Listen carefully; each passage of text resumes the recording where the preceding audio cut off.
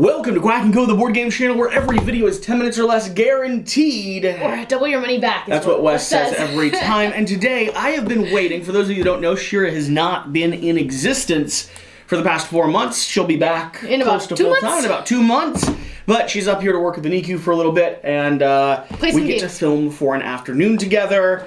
And we have been holding on to a few of the brand new Valeria games, which you're a massive fan of this company. You're not only are you a massive fan of Daily Magic games, but also specifically the Valeria ether, the world, the galaxy that exists with Nico's art. The game that pulled me in is Valeria Card Kingdom. And its artwork and its mechanics and the fact that it can be a gateway game and have huge strategy. There's campaign elements, there's solo elements. I have the entire thing sleeved. It's the first game that I entirely sleeved, and I am obsessed with it. I've played some of the other ones, but Card Kingdoms is the one that speaks to my heart. So, here on Quack Co on Thursdays, we have a series called Thirsty Thursdays where we talk about things that we're just purely, unapologetically excited about. And today, we're talking about these brand new 3 small box games that are in the process of coming out or have already came out. There's some in between. I know it's been a little while since we've had them. We wanted you to get up here because you're the one that was asked specifically pining for them. Yeah. We have played one of them. You have learned 2 of them, and you are in the process of preparing for learning the third one. Let's talk about the one we played and the one you learned to begin with. So, we played Dice Kingdoms of Valeria, which is a roll and write. You're going to have 2 separate maps. We played on the standard map, and then there is a winter expansion map.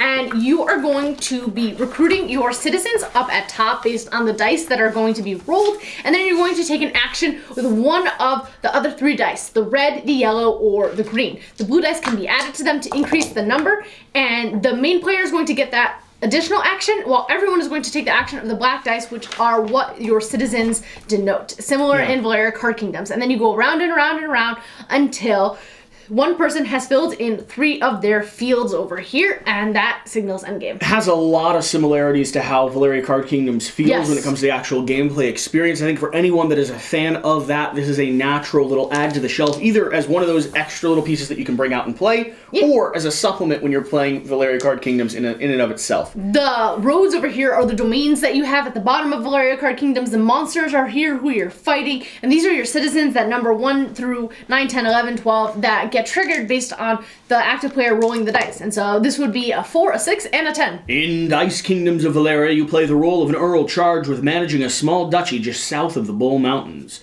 The war rages on in Valeria and the western regions, but your duchy seems relatively at peace. The queen wishes to aggressively build up castles in the south in case a strategic retreat is necessary. The finest castle will be awarded the prestigious title of the southern capital of Valeria, and its custodian will ascend to a noble rank to become the duke or duchess. You must hire citizens, build roads and structures, clear the land of monsters. It will take a bit of luck and clever decision-making as new opportunities are presented to you. Do you have what it takes to fulfill your destiny? I'm excited to play the winter map. We didn't get a chance to play it the other night, but you can see that the domains are arranged differently. The monsters are in middle, and it's different citizens and different rewards, and it's really cool. Yeah, so, I had a lot of fun with this one. I'm interested to see how the repeat gameplay experience is. The variability. I can see this being one of those games that as a little roll and write, I grab and pull out whenever I'm bringing out a whole collection of roll and writes. It was easy, accessible, and good to understand. I can also see it being grabbed when we play Valeria Card Kingdoms and say, hey, if you just enjoyed that, then this is very similar. I would really like to continue seeing more maps, more modules, just more stuff mixed in with it. But as this little small box thing, it's lovely. The main variability comes from those cards that you get to pick up mid-game, and those are your end-game conditions that you were going for based on what you've gone through. Which some of us struggled to get the first time we played through. Let's talk about the one you've learned but not played yet. This is Thrones of Valeria, and it's going to be a trick-taking game that I was really excited to play.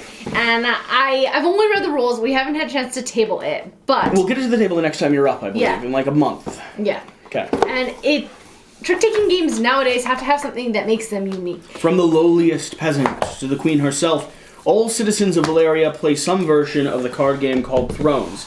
You and your fellow adventurers have gathered in this crowded tavern and tossed your coins from last night's goblin encampment raid for a chance to win it all. It is well known in Valeria that the Shadow Guild does the dirty work, as the noble houses manipulate the status of the court And the Court of Thrones brings the cutthroat skills of assassins, thieves, and mercenaries, and even the matriarch herself to the safety of your tavern table. Every card used at the right moment can turn your fate towards riches or doom, your foes to ruination. Do you have what it takes to outplay your opponents and win? So what makes this one unique is these are going to be the different, what do you call it? The different types of cards that you're going to have. So these suits, there we go. These are going to be the 5 different suits of cards that you're going to have. And based on where they are in hierarchy, the top one is going to be the one that trumps everything.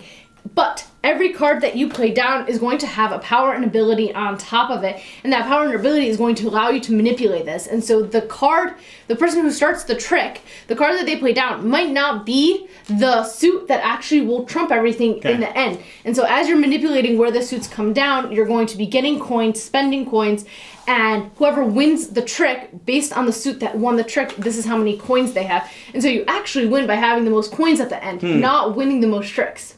Interesting. Yeah. So a little twist on how you're actually doing the puzzle of trick taking, which is one of the mechanics I don't enjoy basic trick taking. Correct. But one of the mechanics that I've started to enjoy in trick taking is a manipulation of why you want to win tricks. Yeah. What is it about the puzzle itself that is different from just play a better card than the other person? So like here, I'll tell you, the assassin, you can move one house to the lowest standing and move the others up. So you can take this and move it all the way down and move everything up. And so that changes what happens. Thief, take 2 silver. Sorceress, gain 1 silver from supply. Discard 1 card.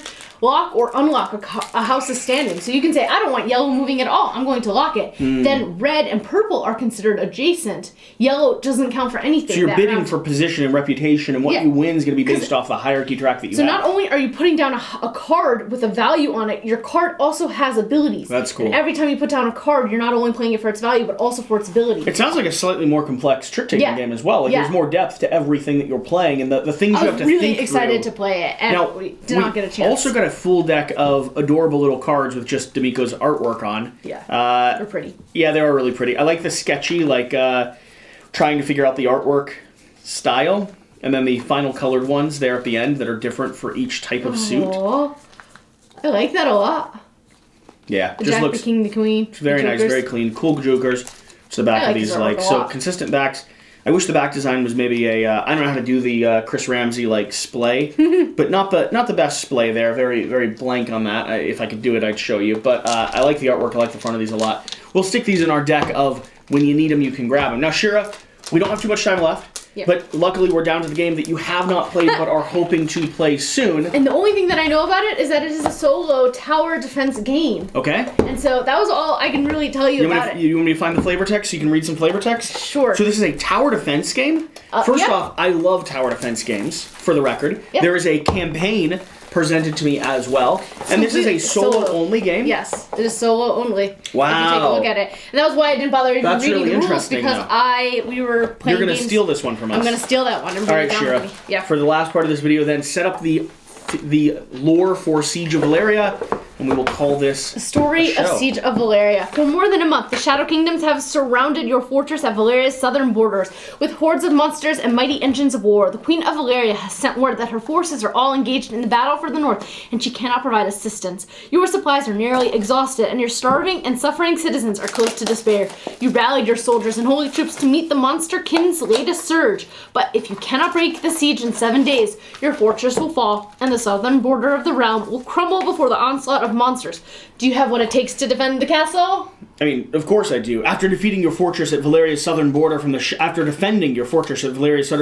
southern kingdoms, the Queen of Valeria has requested you personally to oversee the defenses of the final battles, and the monster-kin advance to the north. You will defend the cities of Valeria and Neymar, and then command the forces of the capital city of Shanila on one final siege. You may lose some battles in your campaign to save the kingdom of Valeria, but will be able to win the war.